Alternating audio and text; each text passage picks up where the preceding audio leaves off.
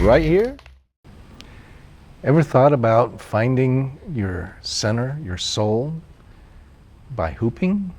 Well, this time here on CreatorsDream.tv, we're interviewing Jonathan Baxter, who is a hooping instructor and someone who has been practicing hooping for many years. His approach to hooping is not only as an exercise, but as a way to gain control over your mind and your soul. And I'm really feel very fortunate of having him here to share with you some of his experiences in creating his reality. I want to start out, Jonathan, by taking a sentence from your website that kind of covers the area of your approach to hooping. Basically it says here, he discovered the extraordinary power of the hoop to heal not only the weakened body or the overwhelmed mind, but also the depressed, darkened, and depleted soul.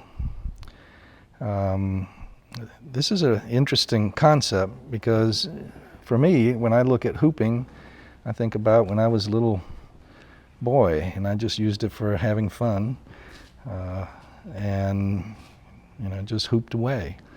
But there seems to be a renaissance in hooping. I'm not familiar with it, so maybe we can start by you giving me a brief history of hooping, where it came from, and kind of where it is today. Where hooping, well, it began with hula hooping, in that, this device came out in the late 50s, early 60s, called the hula hoop, and they sold 50 million over the span of, 6 or 7 years, and it flooded the market. The hoops were super small, very lightweight. It was a marketing stroke of genius. Cost very little money. It was inexpensive to make, it was inexpensive to buy. And they flooded the market with them. And that was really the beginning of the hula hoop. The hoops faded out. The interesting thing about the hula hoop is that the fad faded, but hoops remained present. Even as a kid of the 70s, there was a hoop in our house. Not everybody was hooping, but there was a hoop in our house. But then in, I guess, late 90s, there was a band called the String Cheese Incident, and they, as a way to get the audience moving, they decided to throw out hula hoops. But they didn't throw out the hula hoop as trademarked by Whammo. They threw out irrigation tubing.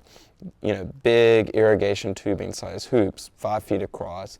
They threw them out and people would hoop, and it got people moving.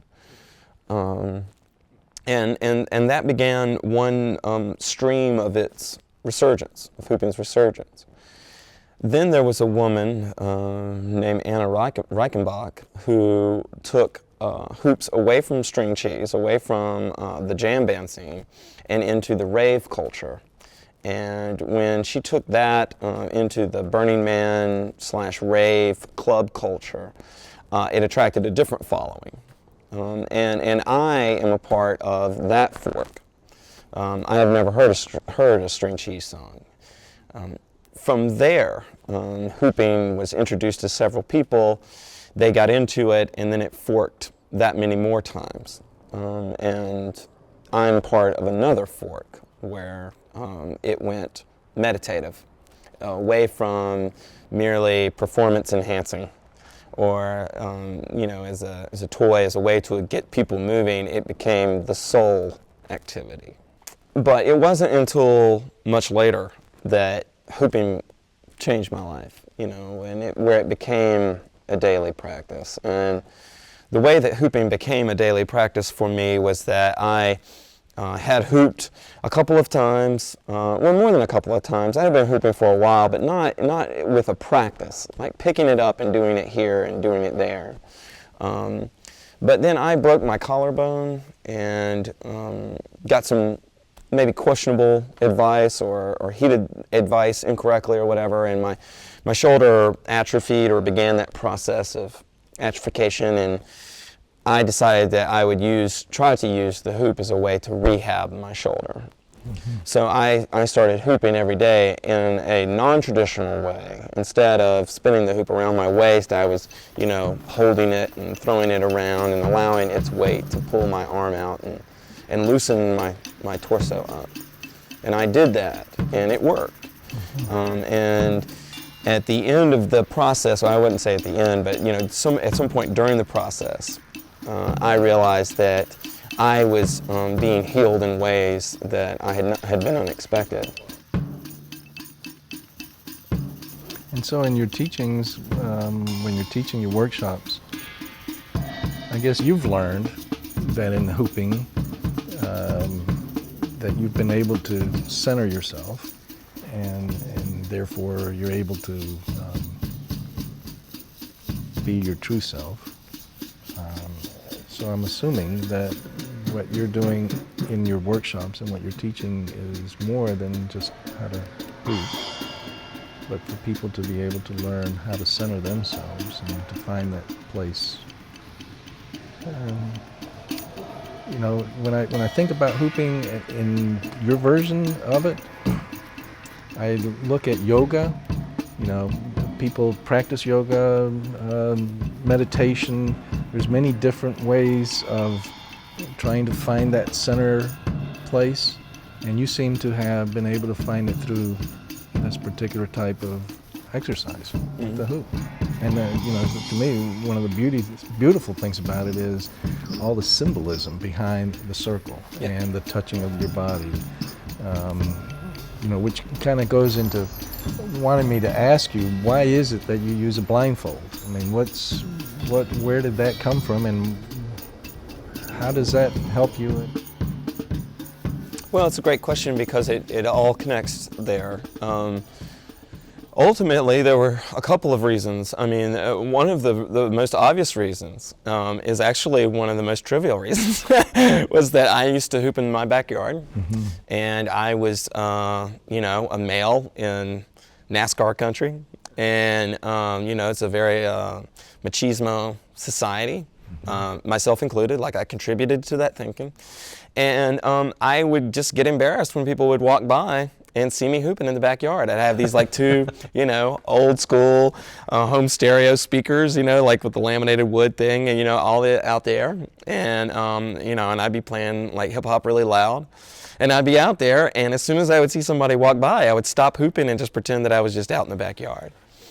Well, it was a flow breaker, Sure. I mean, I would be right on the cusp of like coming to grips with what it meant to have acne in 8th grade. Somebody would walk by, and then I would be like, stop, and I just realized that it was just insecurity that was stopping me, and it didn't matter it was more important what was happening up here than what people were perceiving of me. But, I didn't make it hard on myself, and what I decided to do was to blindfold it, rather than like set up this situation of like, well, I'll just get used to it, and now I have. But I went with a quicker approach and just went blind, and it had this ostrich effect where, the head in the sand kind of thing, and, pretending that nothing can see you, and that's what happened for me.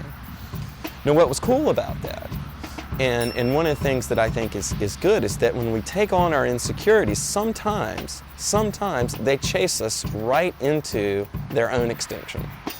And that's exactly what happened, because I went blind, and the moment that I went blind, I realized what kind of a teacher it was. And it was it was doing a lot more than just keeping me from realizing that people were seeing me. It was really putting me into my body and realizing that hooping is about touch. It is about connection, And so it's interesting, like sometimes I get embarrassed because I'm like, I have read so much into hooping, right? But it's all right there. Yeah. It's just about observing it, and it's all right there. And it really does begin with connection. Adaptability is about connections, and survivability is about connections. And he or she that goes through life without trying to connect to anything, winds up living, I think, half the life that they could have had. You know, we need to talk to each other. We need to evolve this data or this knowledge base or whatever it is. We need to connect with nature. We need to realize that there's a rhythmic balance, that our rhythm isn't the only rhythm here.